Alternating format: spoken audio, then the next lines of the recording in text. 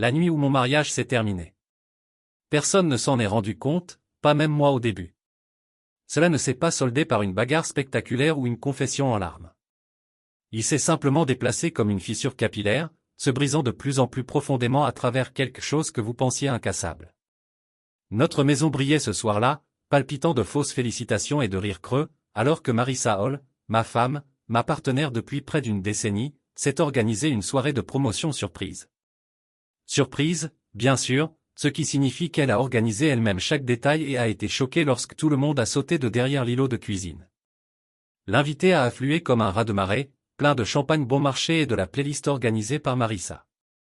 Mes parents, Gérald et Lauren Cross, ont été les premiers à lever leur verre, rayonnant comme s'ils venaient d'assister à la naissance de la royauté, du véritable soutien de famille et de notre merveilleuse belle-fille. Hurla Gérald en projetant dangereusement son verre près du tapis crème. Lauren gloussa, serrant le bras de Marissa avec le genre de poigne habituellement réservé aux atterrissages d'urgence. Je restais là, tenant un verre de soda plat, hochant la tête silencieusement alors que la salle éclatait en acclamations. Le mot soutien de famille résonnait dans mes oreilles plus longtemps que les rires. Ce n'était pas la première fois qu'on le jetait. Dernièrement, cela avait commencé à s'infiltrer dans les conversations lors des dîners de famille, des brunchs décontractés, des blagues murmurées lorsque les gens pensaient que je n'écoutais pas. Je l'ai toujours ignoré. Qu'importe. Nous étions une équipe, c'est vrai, nous avons construit cette vie ensemble, du moins c'est ce que je m'étais convaincu pendant des années. Je suis resté à l'écart des projecteurs, comme d'habitude.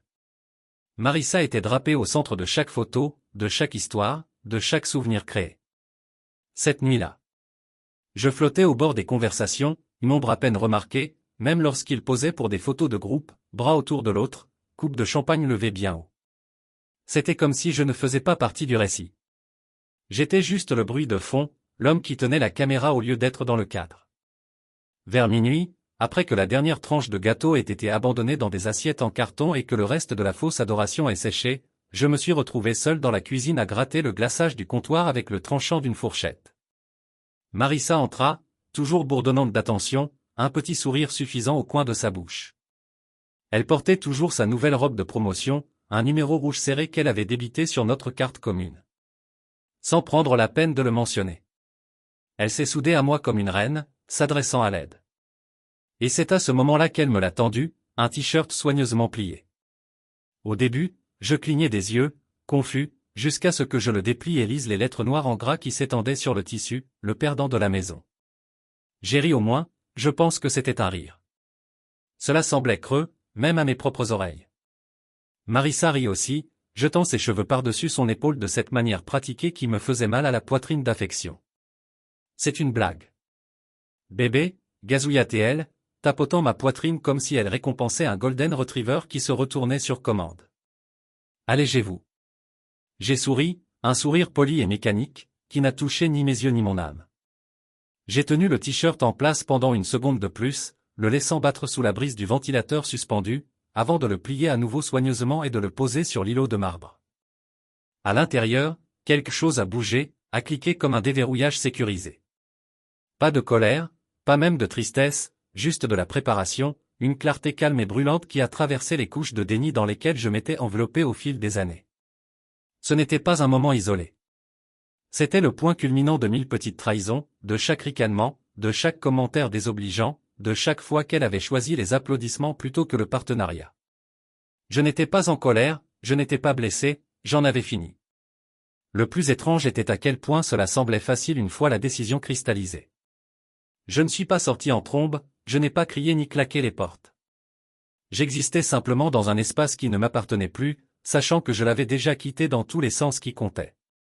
Je me suis appuyé contre le comptoir, j'ai regardé Marissa disparaître dans le salon pour parler à FaceTime de sa meilleure amie de cette nuit incroyable et j'ai senti quelque chose comme la paix s'installer sur moi.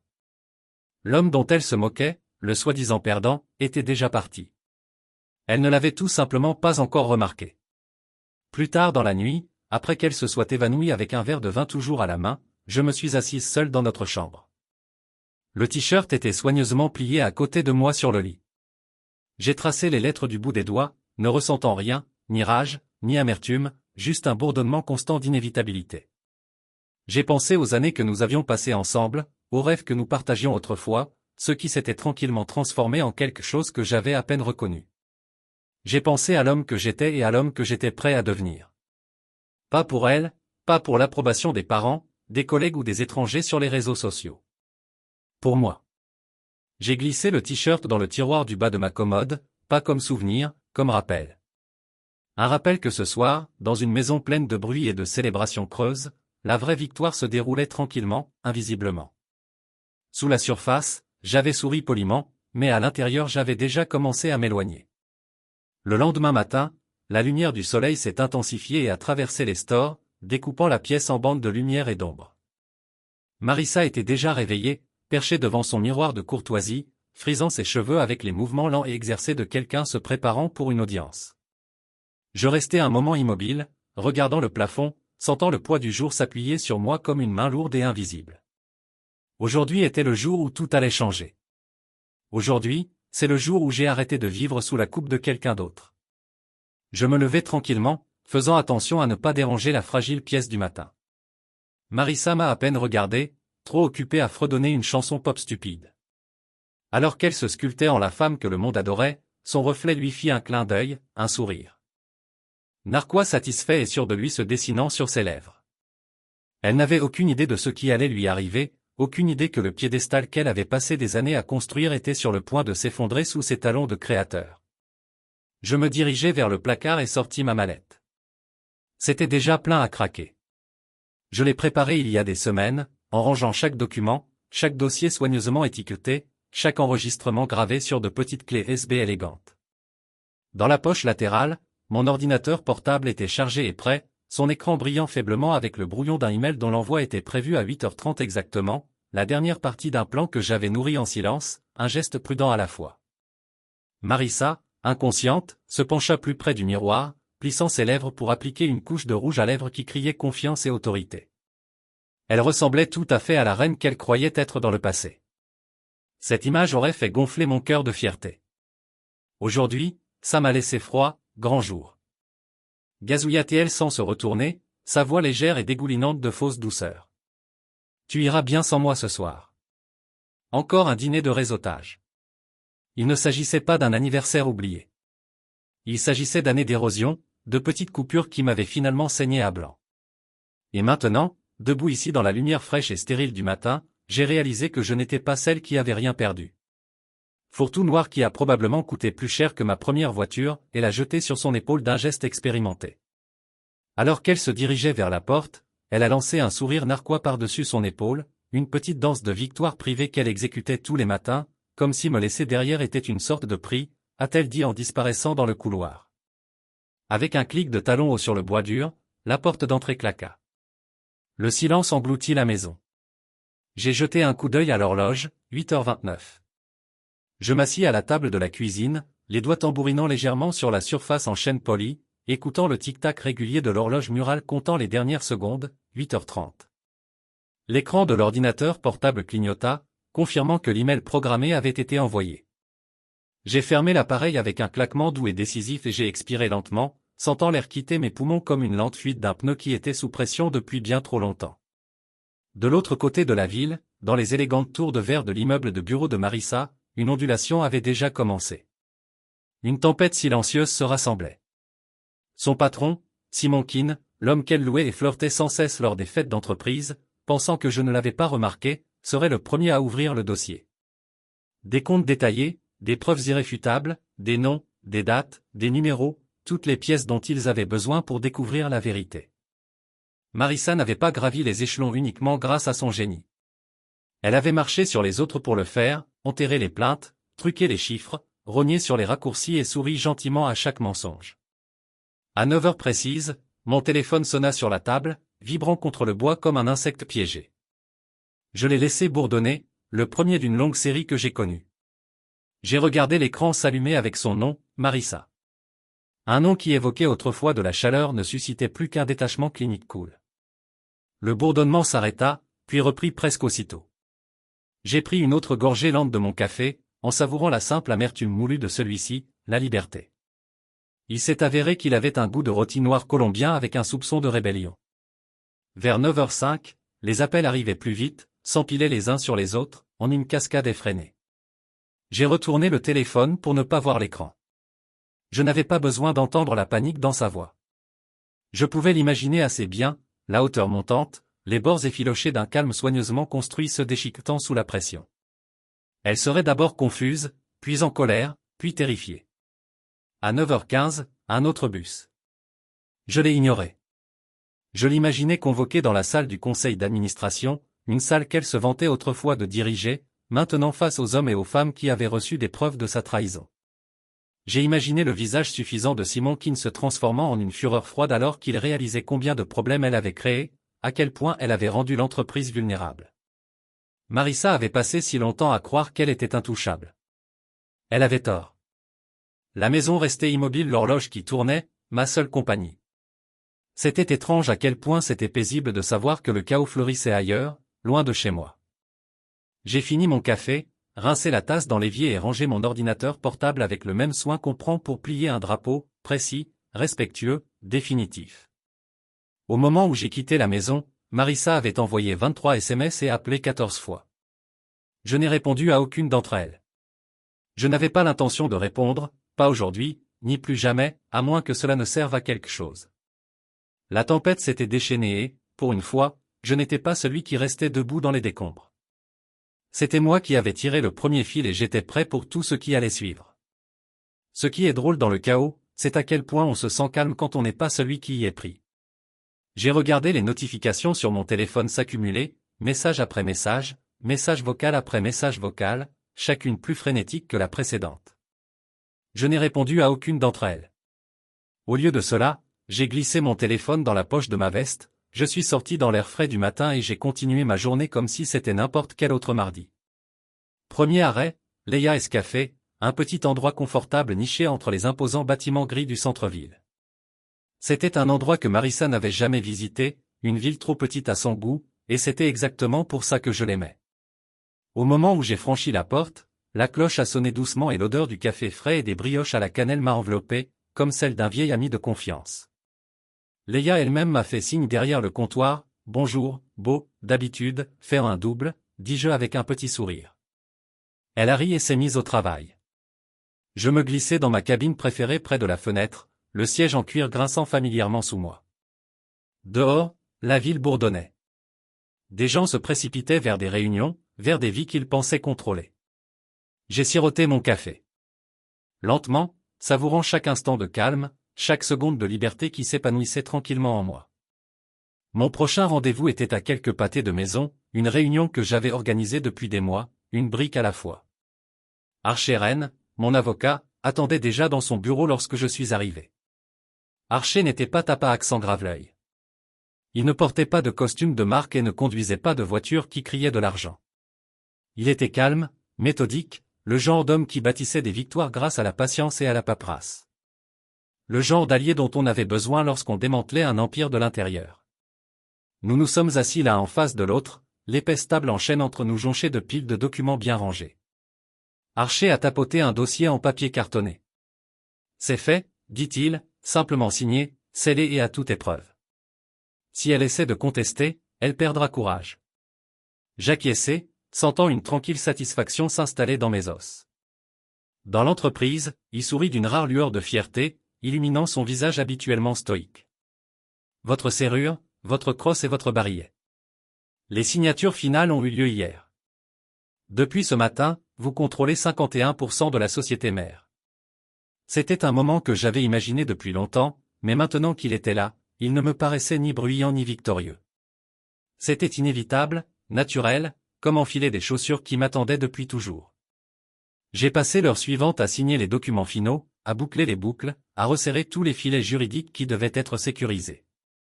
Archer a tout examiné avec un œil de faucon, s'assurant qu'aucun fil lâche ne pourrait être tiré par Marissa ou quelqu'un d'autre assez désespéré pour essayer. Une fois terminé, nous nous sommes serrés la main, une pression courte et ferme qui portait le poids de mois de préparation et de respect tacite. Devant le bureau d'Archer, je me suis arrêté sur le trottoir, laissant la réalité s'imprégner un instant.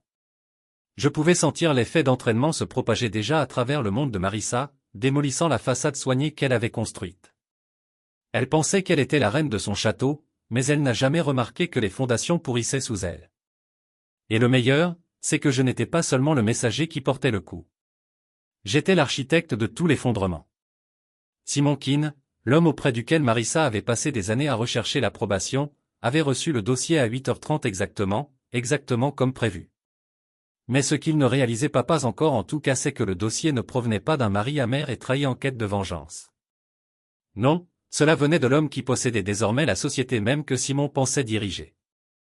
Cela avait nécessité des mois de manœuvres discrètes, de négociations minutieuses, de sociétés écrans et d'accords de non-divulgation à toute épreuve. Mais je l'avais fait.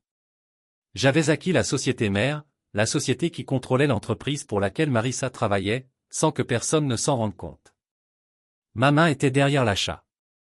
Ni Simon, ni Marissa, ni aucun des membres suffisants du conseil d'administration qui m'avait regardé comme si j'étais invisible à chaque gala et collecte de fonds. Et maintenant, avec un seul fichier, un seul email, j'avais fait bouger les choses sous chacun d'eux. J'ai passé l'après-midi à régler les détails, tout en ignorant le flot de messages de plus en plus désespérés de Marissa. Ses premiers appels avaient été vifs, exigeants. Maintenant, ils étaient paniqués et suppliaient. Je n'avais pas besoin d'écouter pour connaître le ton. Je la connaissais suffisamment bien pour prédire chaque étape de son dénouement. Vers 16h, je suis retourné au café Dilla, j'ai commandé un autre café et j'ai regardé le coucher de soleil peindre la ville de traits dorés et rouge sang. Je pensais à Marissa assise dans une salle de conférence stérile, son monde s'écroulant autour d'elle, à Simon Keane réalisant que l'homme qu'il avait rabaissé lors des enchères caritatives contrôlait désormais son salaire. J'ai pensé à la façon dont, pendant si longtemps, j'avais joué le rôle qu'il m'avait écrit, le mari tranquille, le trophée de la deuxième place, le perdant de la maison. Je l'ai si bien joué. Ils le croyaient. Ils n'ont jamais cherché plus profondément, ne se sont jamais demandé si l'homme qui servait des boissons à la fête avait pu planifier quelque chose. Pendant qu'ils se moquaient de lui, il jouait aux dames, je jouais aux échecs, et maintenant l'échiquier était à moi. Alors que la soirée s'installait, je me permettais un petit sourire. Il ne s'agissait pas de vengeance. Il ne s'agissait pas de leur faire souffrir comme ils m'ont fait souffrir. Il s'agissait de récupérer les morceaux de moi-même qu'ils avaient essayé de tailler. Demain apporterait son lot de gros titres, de ragots, d'implosions publiques. Ce soir, c'était pour des victoires tranquilles, des victoires que personne n'avait vu venir. La nouvelle est tombée plus vite que je ne m'y attendais. Une minute, Marissa était assise d'un air suffisant à son bureau en verre, planifiant probablement son prochain mouvement de pouvoir. La suivante, son monde s'effondrait autour d'elle. Tout a commencé petit, une ondulation, un email interne concernant une réunion urgente, quelques sourcils haussés, des chuchotements dans le couloir qui devenaient de plus en plus forts à chaque minute qui passait. Les gens se remuaient inconfortablement sur leurs chaises, faisant semblant de travailler, mais tous attendaient en sentant le changement dans l'air. L'annonce officielle a été publiée sur Internet vers 11h. Enquête interne ouverte. En vigueur immédiatement. Marissa Alt est suspendue. Épinglé un examen complet. Comme ça. La femme qui se pavanait dans le bâtiment comme si elle le possédait était réduite à un paragraphe de langage froid et clinique. Son nom, autrefois prononcé avec admiration ou envie, attirait désormais des regards aiguisés et des ragots étouffés. Enquête interne, suspension immédiate. Épinglé des accusations criminelles. Le trio gagnant, les amis qui l'avaient encouragé la nuit précédant leur disparition. Fini les verres qui teintent, fini les compliments sucrés. Personne ne voulait être associé à un navire en perdition. Les personnes qu'elle a autrefois encadrées n'ont même pas regardé dans sa direction lorsqu'elle a été convoquée au service des ressources humaines. Les grimpeurs sociaux avec lesquels elle partageait des mimosas sans fond n'ont pas envoyé un seul texte de soutien. Simon Keane, son patron toujours souriant, ne lui a pas offert la dignité d'une conversation privée. Il y avait 2 gardes de sécurité qui l'attendaient à la porte de son bureau.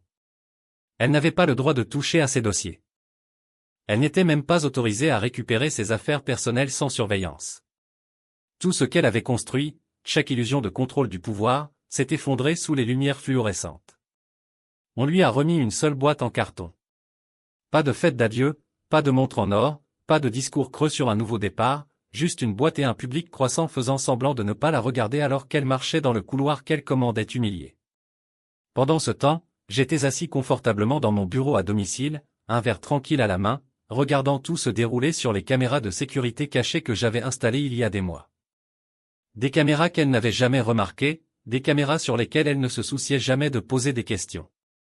C'était presque poétique, la femme qui aimait être au centre de l'attention réduite à un film muet sur mon écran. À 15h14 exactement, je l'ai vue trébucher devant notre porte d'entrée. Ses cheveux étaient emmêlés par le vent, ses yeux écarquillés et bordés de mascara enduit. Ses talons coûteux, ce qu'elle appelait autrefois des chaussures de sport, éraflaient le bois dur alors qu'elle traînait sa boîte en carton à l'intérieur. Et voilà, dernière touche d'ironie, elle portait toujours le t-shirt de la veille. Perdant de la maison. Je me suis adossé au dossier de ma chaise, ne ressentant aucun triomphe, aucune satisfaction jubilatoire, juste un calme profond et résolu. Ce n'était pas une vengeance, ce n'était pas de la cruauté, c'était une conséquence.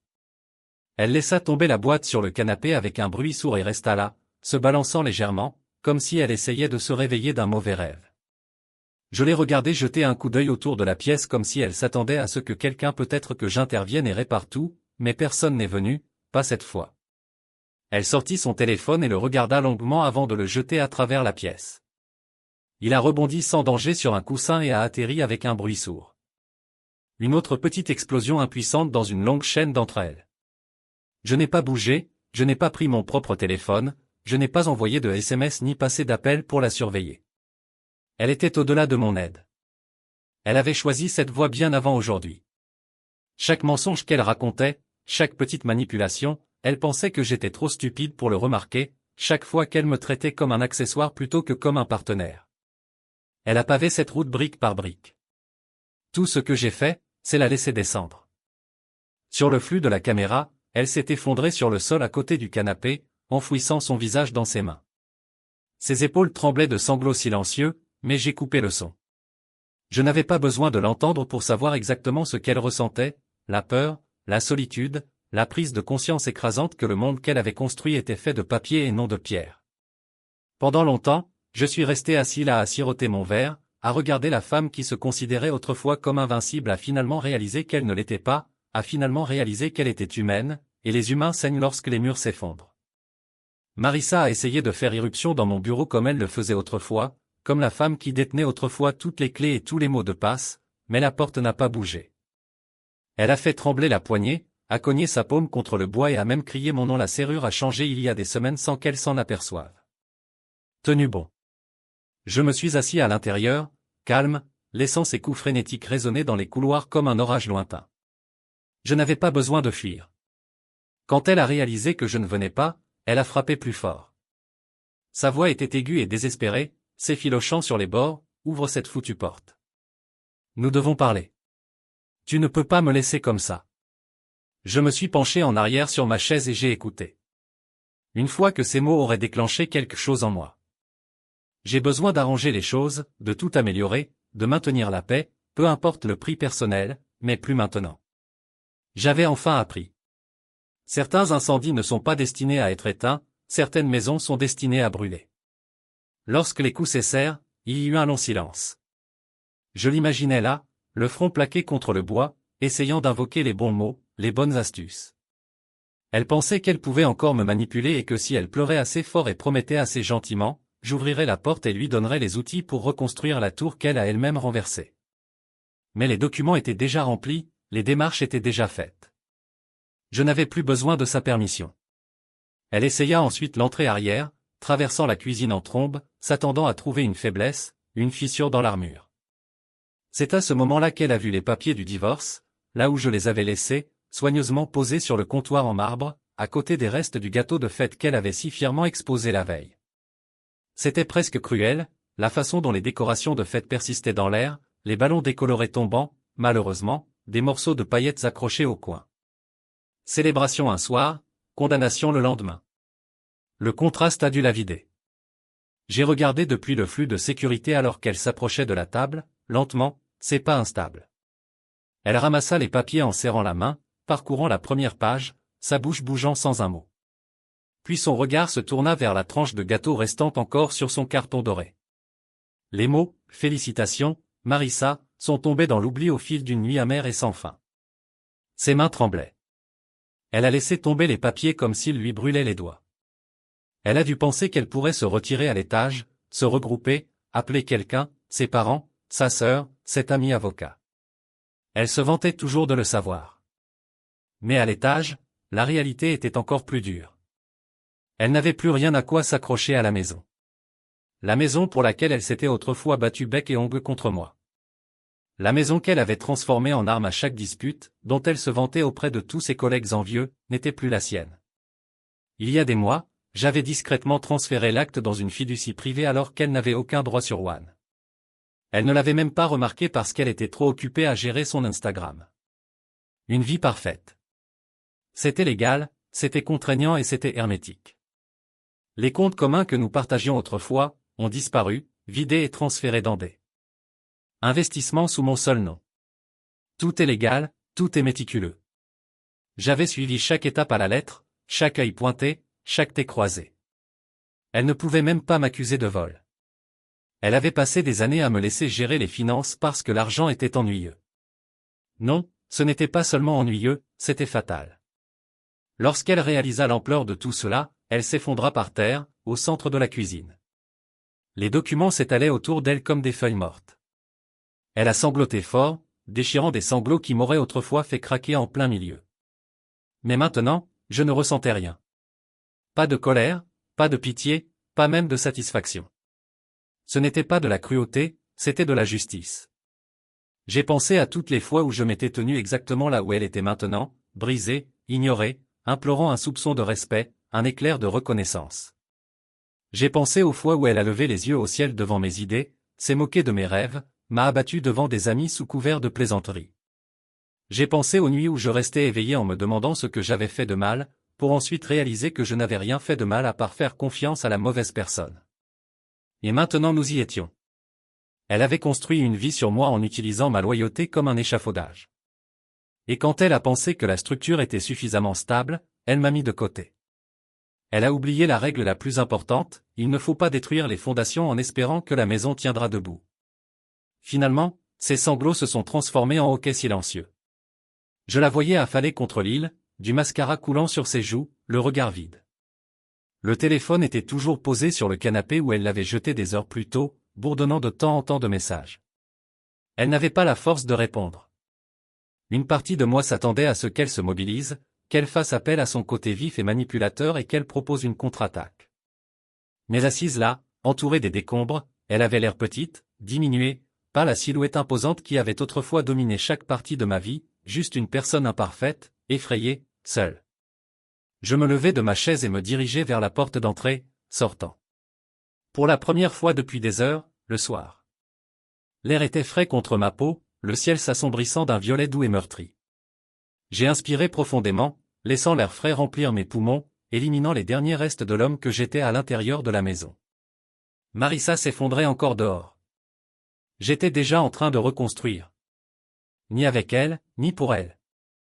Pour moi, il n'a jamais été question uniquement de Marissa. C'est la partie. Personne n'a compris ni elle, ni sa famille, ni même certaines des personnes les plus proches de moi. Ils pensaient que j'agissais par méchanceté, qu'il s'agissait d'un ego meurtri ou d'une vengeance envers la femme qui m'avait humilié. Mais ils ne connaissaient pas toute l'histoire. Ils n'ont pas vu les années d'érosion lente, silencieuse, impitoyable qui n'était pas le résultat d'une trahison mais de 1000 coupures. Ce n'était pas une vengeance. C'était une réclamation, récupérer tout ce qu'elle essayait de me retirer, ma dignité, ma confiance, mon sens de la valeur, des choses qui avaient été enfouies sous des couches de manipulation, de sarcasme déguisé en plaisanterie et en silence, là où vivait l'amour. Je ne suis pas tombé là-dedans du jour au lendemain. Je ne me suis pas réveillé un matin en décidant de tout brûler. Je reconstruisais en secret depuis très, très longtemps. Cela a commencé par de petits choix, sans prétention, dire non au lieu d'acquiescer, faire de la place dans le garage pour mes propres projets, lire des livres. Je m'étais caché pendant des années, me promenant seul sans m'enregistrer. Chaque pas me rendait un morceau de moi-même. Chaque décision ajoutait du poids à l'homme que je redevenais. Puis sont venus les mouvements plus importants, ceux qui demandaient de la planification, de la précision et de la patience. Archer n'était pas seulement mon avocat, il était mon ami. Nous nous sommes rencontrés à l'université, à l'époque où je croyais encore que l'amour signifiait tout sacrifier. Il était présent au mariage et m'a même aidé à choisir les manchettes. Marissa dira plus tard qu'elle avait l'air trop humble. Archer a vu les années m'épuiser mais n'a jamais poussé. Il a attendu que je vienne vers lui, que je lui pose les questions difficiles, comment puis-je me protéger? Que faudrait-il pour repartir propre? Il ne m'a pas donné de discours d'encouragement, il m'a donné des plans. Il m'a ensuite présenté Matteo Sinclair, un autre vieil ami d'université, même si je ne l'avais pas vu depuis près d'une décennie. À l'école, Matteo était le plus bruyant, le charmant preneur de risques avec des idées commerciales folles et un ordinateur portable plein de codes. Il avait ensuite fondé une société de conseil en technologie, au succès retentissant, toujours sous les radars, et j'avais été l'un des investisseurs silencieux qu'il n'avait jamais oublié. Quand je l'ai contacté, Matteo n'a pas posé de questions. Il a offert une opportunité, un siège à une nouvelle table, la propriété tranquille d'une entreprise positionnée pour réaliser des acquisitions stratégiques, y compris, à terme, la société mère dont dépendait l'entreprise de Marissa. C'est Matteo qui a organisé les premières présentations, Archer qui s'est occupé de la paperasse. Moi, j'ai fait ce que j'ai toujours fait, rester silencieux, rester invisible, rester sous-estimé.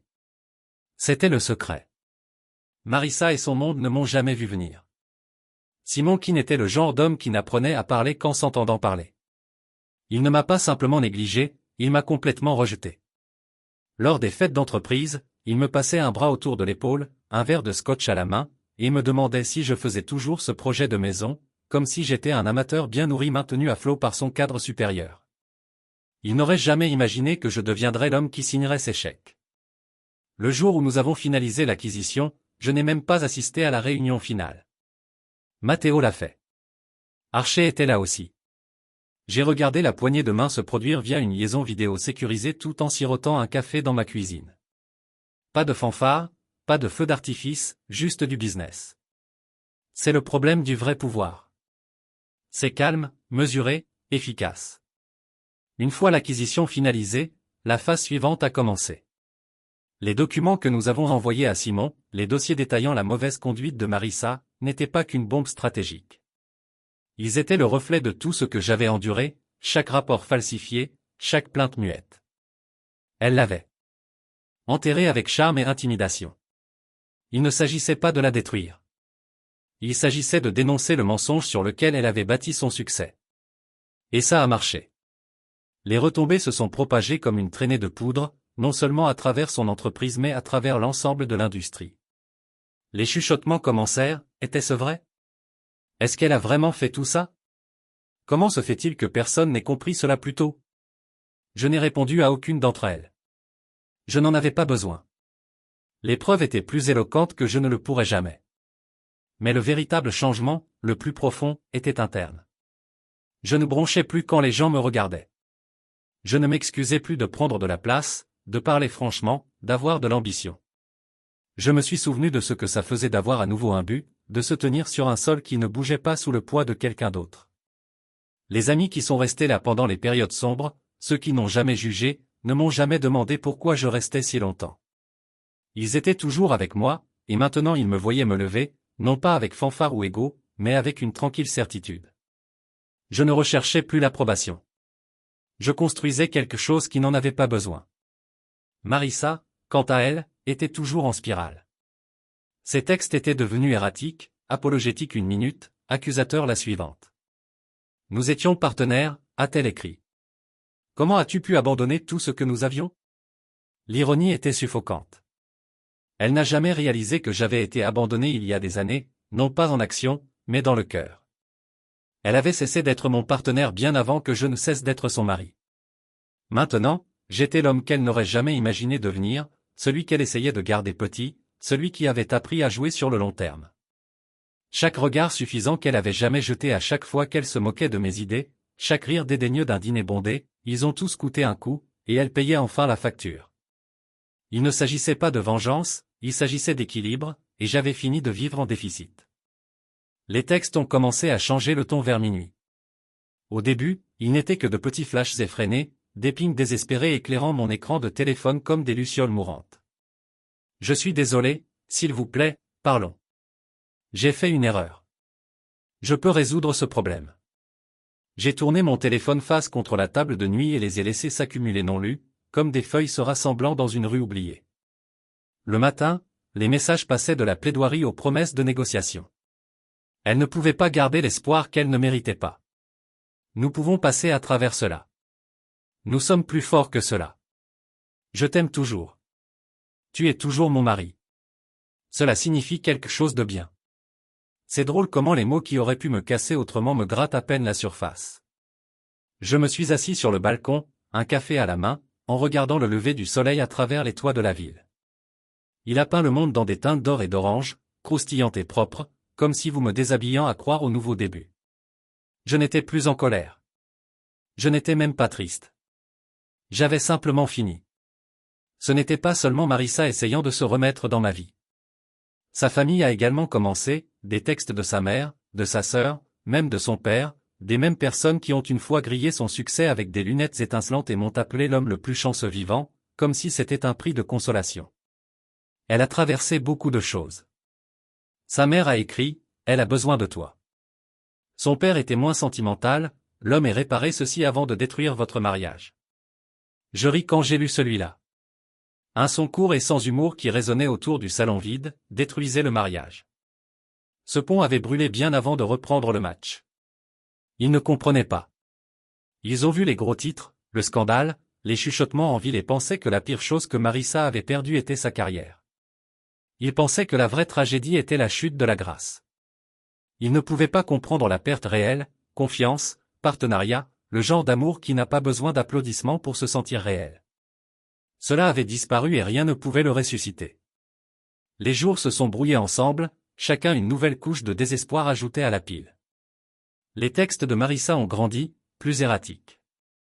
Les appels tard dans la nuit, je laissais remonter le silence des messages vocaux qui ont commencé avec ses pleurs et se sont terminés par ses cris.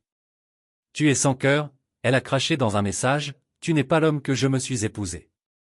Elle avait raison, je n'étais pas l'homme qu'elle a épousé aurait pardonné, se serait plié en deux en essayant de réparer les choses, aurait accepté le blâme juste pour maintenir la paix. Cet homme était mort, enterré sous des années de rabais, de ressentiments silencieux et de l'érosion lente et systématique de self-worth. L'homme qui se tenait à sa place maintenant est différent, plus fort, plus sage, incassable. Marissa a essayé toutes les tactiques, nostalgie, culpabilité, séduction, colère. Elle a envoyé de vieilles photos, envoyé des souvenirs qui, selon elle, me fissureraient l'armure. Rappelez-vous notre voyage à Napa, rappelez-vous notre premier appartement. Comme nous étions heureux. Elle a peint notre passé en lumière dorée, espérant que j'oublierais les ombres qu'elle a projetées dessus. Mais la mémoire est une chose délicate. Il ne se souvient pas seulement du bien, il traîne tout, les combats déguisés en blagues, la nuit solitaire à passer 2 pieds séparés mais dans les mondes. La façon dont elle armerait le silence lorsque les mots ne se sont pas assez profonds. Je me suis souvenu de tout et des bonnes parties. Il n'était plus suffisant. Il ne pouvait pas effacer la tige sous ses amis. Une fois, un entourage qui rit tournant autour d'elle était étrangement silencieux. Plus de chats de groupe bourdonnant de validation, plus de goût sur ses publications organisées sur les réseaux sociaux. Le silence a remplacé l'adoration et Marissa n'a pas été construite pour survivre en silence. La solitude l'a frappée comme un train lent, inévitable et écrasant. Un après-midi, après avoir ignoré une douzaine d'appels supplémentaires, je l'ai aperçue à l'extérieur du bâtiment. Elle était assise dans sa voiture de l'autre côté de la rue, des lunettes de soleil sur le visage, cachée derrière le verre teinté, en regardant, en attendant, en espérant. Je ne l'ai pas affrontée. Je ne l'ai même pas reconnue. Je suis simplement passé devant ma colonne vertébrale, hétéro, mon cœur stable, un message silencieux qu'elle ne pouvait pas mal interpréter. Je n'étais plus à lui de commander. Ce soir-là, un dernier message est arrivé. Je ne sais pas qui je suis sans toi. Pendant un instant, juste un instant, j'ai senti le fantôme de quelque chose de vieux remue en moi, pitié, peut-être regretté, mais ça s'est éteint aussi rapidement qu'il est venu, parce que la vérité était qu'elle ne voulait jamais de moi. Elle voulait la version de moi qu'elle pouvait contrôler. Elle voulait un miroir qui reflétait son propre succès sur elle, pas un partenaire qui a osé rêver ses propres rêves. Alors qu'elle s'effondrait, la réalité s'est installée de plus en plus profonde. Je ne revenais pas pour réparer quoi que ce soit. Ce n'était pas une pause, ce n'était pas un patch rugueux. C'était la fin. Et pour la première fois depuis des années, la fin ne me terrifiait pas. Cela m'a libéré. Je n'étais pas l'homme en train de supplier les restes d'affection. Plus je n'étais pas le fou en attendant à la porte un amour qui avait depuis longtemps caillé. J'étais l'homme qui connaissait sa valeur, l'homme qui avait traversé le feu et sorti de l'autre côté de cicatrices. Il portait comme une armure. Le désespoir de Marissa n'était pas mon fardeau à porter, plus non plus. J'ai fini mon café, posé la tasse vide sur le rail du balcon et me suis penché en arrière sur ma chaise alors que le soleil plongeait sous l'horizon un autre jour, fermant un autre morceau du passé se débarrassant de ma peau. Je ne courais pas d'elle, je marchais vers moi et je ne regardais pas en arrière. Marissa n'est pas allée tranquillement, bien sûr qu'elle ne l'a pas fait. Elle a combattu le divorce avec la même férocité qu'elle avait autrefois utilisée pour grimper à l'échelle de l'entreprise, griffir, faire tourner des demi-mèches en histoires sanglantes, tordre chaque petit détail en une sorte d'injustice. Contre elle. Son avocat a déposé une motion après la requête en contestant tout, de la division des propriétés au soutien du conjoint, essayant de la faire mal en tant que partie blessée. Mais ce que Marissa n'a jamais compris, ce qu'elle ne pouvait pas comprendre, c'est que je n'étais pas entré dans cette bataille aveugle. J'avais passé des mois, peut-être des années si j'étais honnête, rassemblant tranquillement l'armure, j'aurais besoin pour cette guerre exacte, chaque mot imprudent qu'elle a prononcé, chaque mensonge qu'elle a griffonné sur des documents financiers, chaque exemple d'inconduite conjugale, tout cela documenté, notorié, archivé. Elle avait vécu si haut au-dessus des conséquences pendant si longtemps qu'elle a oublié que le sol existait toujours. La première audience a été brutale pour elle, pas pour moi. Elle est arrivée drapée de noir, comme une veuve pleurant une vie qui lui est volée. Son maquillage était plus lourd que d'habitude, les yeux sombres dans une doublure sombre pour vendre l'image de la souffrance. Elle a serré les tissus dans une main comme les accessoires. Elle était prête à se déployer à tout moment. Son avocat, un requin dans un costume sur mesure, se pencha et lui chuchota théâtralement à son oreille toutes les quelques minutes, comme si elle entraînait un témoin sur le point de prendre position. Je me suis assis tranquillement à ma table. Mon avocat, Archer, a couru à côté de moi, calme et collecté. Je n'avais pas besoin de théâtre, j'avais des faits. Lorsque le juge a demandé à l'avocat de Marissa des preuves à l'appui de ses allégations financières, ils ont trébuché. Les chiffres n'ont pas additionné. Les documents se sont contredits. Dans son désespoir, Marissa avait fabriqué des affirmations. Elle ne pouvait pas reculer, espérant que l'émotion l'emporterait sur la vérité. Ce n'est pas le cas. Puis vint l'épreuve. Archer et moi avions préparé un relevé bancaire montrant ses achats privés déguisés en dépenses commerciales, courriel où elle a admis cacher de l'argent, enregistrement où elle a plaisanté à des amis pour garder le perdant dans l'obscurité. Tout était là, mis à nu, sous les lumières fluorescentes de la salle d'audience. Marissa a craqué sous mes yeux. D'abord, ses épaules se raidit, puis sa main serra les tissus plus serrés, le déchiquetant sans même s'en rendre compte. Enfin, quand Archer a joué la messagerie vocale lorsqu'elle était partie pendant la nuit d'une fille ivre, me moquant de moi pour lui faire confiance avec les finances, son sang-froid a complètement brisé. Elle haleta fort et strident, se levant comme si une pure indignation pouvait effacer la vérité. Jouant sur les conférenciers, le gave du juge est descendu dur. « Asseyez-vous, Madame Holt. » Son avocat a mis une main sur son bras, essayant de la fonder. Mais il était trop tard. Tout le monde l'a vu, les fissures de l'extérieur polies, la vérité qu'elle ne pouvait plus dépasser. Lorsque la décision finale est arrivée, des semaines plus tard, c'était rapide et dévastateur. La maison est restée la mienne, tenue en toute sécurité dans la fiducie. L'investissement conjoint, elle a supposé qu'elle pouvait siphonner de verrouiller hors de sa portée. Les comptes qu'elle pensait pouvoir égoutter pendant la procédure avaient été scellés des mois plus tôt. Toutes ses revendications de comptoir ont été rejetées. Elle ne lui restait que de la dette qu'elle avait accumulée sous notre nom commun que j'avais prouvé. Elle a accré sans mon consentement. Alors que le juge lisait les ordonnances finales, Marissa était assise à la pierre, son visage figé dans un masque d'incrédulité. Ce n'était pas censé arriver. Dans son esprit, elle était la vainqueur, la survivante, celle qui a quitté les gens, pas celle qui a laissé. Elle m'avait sous-estimé si complètement, si absolument, que même maintenant, avec le gave frappé et les papiers signés, elle ne pouvait pas comprendre comment elle avait perdu. J'ai rassemblé mes affaires tranquillement, de la même manière que j'avais construit cette vie dans l'ombre. Elle n'a jamais pris la peine d'examiner. Alors que je me tenais pour partir, Archer glissa une petite boîte sur la table vers moi, ses yeux brillants avec un rare scintillement d'amusement. La boîte était indescriptible, cardin ordinaire collé à la hâte aux coutures.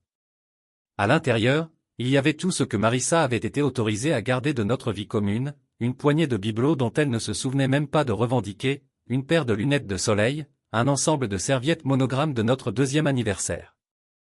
Et sur le dessus, parfaitement plié, était le t-shirt permanent de la maison, la même qu'elle m'avait tendu joyeusement la nuit où mon mariage est vraiment mort. Je me tenais là pendant un long moment en regardant la chemise reposant innocemment dans la boîte. Je pouvais presque entendre son rire, nette et négligente, flottant de cette nuit, la pièce tournée avec du champagne et de la félicitation. Le moment où elle pensait qu'elle avait finalement cimenté sa supériorité sur moi. C'est drôle comment les choses changent. Je n'ai pas pris la boîte avec moi. Je n'en avais pas besoin. Je l'ai laissé assis sur le banc du palais de justice où il appartenait, abandonné et dénué de sens, tout comme la vie qu'elle avait essayé de construire sur mon dos cassé. À l'extérieur, le soleil de l'après-midi a frappé mon visage, chaud et aveuglant. J'ai cligné des yeux dans la luminosité, respirant l'air propre et net comme un homme sortant d'un long tunnel suffocant. Le palais de justice derrière moi se sentait plus petit, se rétrécissant d'une manière ou d'une autre dans le fond alors que je m'avançais. Marissa est restée à l'intérieur seule, vaincue, s'accrochant à des restes qu'elle avait jetés une fois sans une deuxième réflexion. Je ne me sentais pas victorieux. Ce n'était pas ce genre de moment. Il n'y avait pas de pompe à point, pas de musique triomphale gonflant en arrière-plan.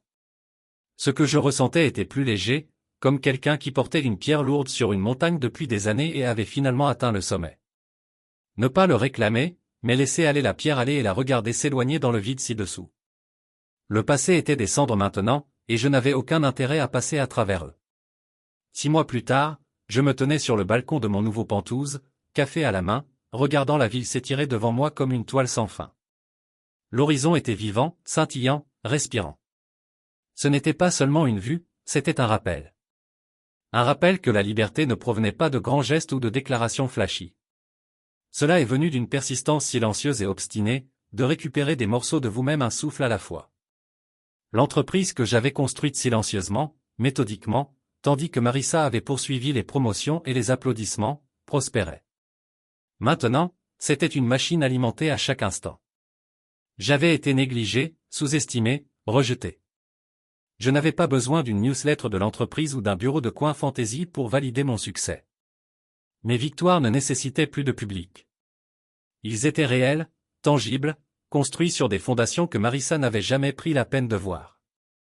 Les amis que je gardais près maintenant étaient différents aussi, Mathéo Sinclair, Archer, Rennes, quelques autres qui m'étaient coincés, non pas parce qu'ils avaient besoin de quelque chose, mais parce qu'ils m'ont vu, même quand je n'essayais pas d'impressionner personne. Le genre d'amitié qui ne se dissolve pas lorsque le scandale a touché les bords de votre vie. Le genre qui est resté. J'ai siroté mon café et pensé à l'amour. Les gens ont demandé, bien sûr, des amis, de la famille, même des étrangers lors d'événements de réseautage, leur voix basse et curieuse, voyant encore quelqu'un sur le marché. Je souriais, poli mais non engagé, et disais quelque chose sur moi-même. Ce n'était pas que j'étais fermé à l'amour. Pas exactement, mais l'amour, le véritable amour, le genre qui n'a pas de conditions enfouies par des compliments ou une loyauté échangée contre le statut, se sentait sacré maintenant. Il méritait la patience, le respect. Cela méritait la version de moi qui avait traversé le feu et sortait mieux, pas amer, peut-être un jour, mais pas aujourd'hui. Aujourd'hui était pour respirer, pour ressentir la pesanteur d'une vie que j'avais reconstruite de mes propres mains, pour me tenir sur mes 2 pieds, aucune corde attachée, aucune excuse nécessaire. Il y a eu des moments, brefs et scintillants, lorsque des fantômes du passé ont brossé les bords de mon esprit. Une odeur, une chanson, un coin de rue familier. Les souvenirs, bons et mauvais, surgiraient sans avertissement. Je ne les ai pas combattus. Je les laisse passer à travers moi comme des vagues, sachant qu'ils n'avaient plus de pouvoir sur moi. Le nom de Marissa est toujours apparu de temps en temps dans des conversations. Je ne faisais pas partie de chuchotements sur son nouvel emploi, des rumeurs plus petites, moins glamour et étouffées sur la dette. Elle se noyait toujours, des gens spéculant si elle rebondissait si elle se retrouvait à nouveau. Je n'ai jamais rejoint. Je n'en avais pas besoin. Elle faisait partie d'un chapitre fermé, un livre fini. Je n'avais aucun intérêt à le relire. Je me suis détourné du balcon et je suis entré à l'intérieur. Le Penthouse était brillant, ouvert, rempli de choses que j'avais choisies délibérément, la table à manger récupérée que j'ai construite moi-même, le fauteuil en cuir qui a parfaitement modelé à mon corps, les photographies encadrées d'endroits que j'avais visités seul, respirant la liberté comme l'oxygène. Rien n'était là pour impressionner quelqu'un d'autre. C'était le mien, chaque centimètre du reflet d'une vie vivait selon mes propres termes. Les murs n'étaient pas couverts de récompenses ou de réalisations. Je n'avais plus besoin de trophées. J'avais quelque chose de mieux, la paix. J'ai passé mes journées différemment maintenant. Les matins ont été pour de longues promenades à travers la ville, s'arrêtant dans des cafés et des librairies tranquilles nichées entre les gratte-ciel. Les après-midi étaient pour le travail, la création de partenariats, le mentorat de jeunes entrepreneurs qui m'ont rappelé l'homme. J'avais faim et négligé. Les soirées étaient pour des joies simples, un bon livre, un repas fait maison, le doux bourdonnement de musique remplissant l'espace entre la solitude et la sérénité. Et nuit. Les nuits étaient à nouveau rêvées. Pas les rêves frénétiques et désespérés d'un homme essayant de prouver quelque chose, mais les rêves doux et réguliers d'un homme qui savait qui il était et n'avait besoin de la permission de quelqu'un d'exister. Je ne poursuivais plus rien. Je vivais. Il y avait une force dans la mesure où je n'avais jamais compris auparavant, une sorte d'invincibilité tranquille qui venait de survivre sans amertume, de refuser de laisser la trahison vous définir. J'avais appris que la guérison ne voulait pas dire que cela n'avait pas fait de mal. Cela signifiait reconnaître les cicatrices et réaliser qu'ils étaient une preuve non pas de faiblesse mais d'endurance.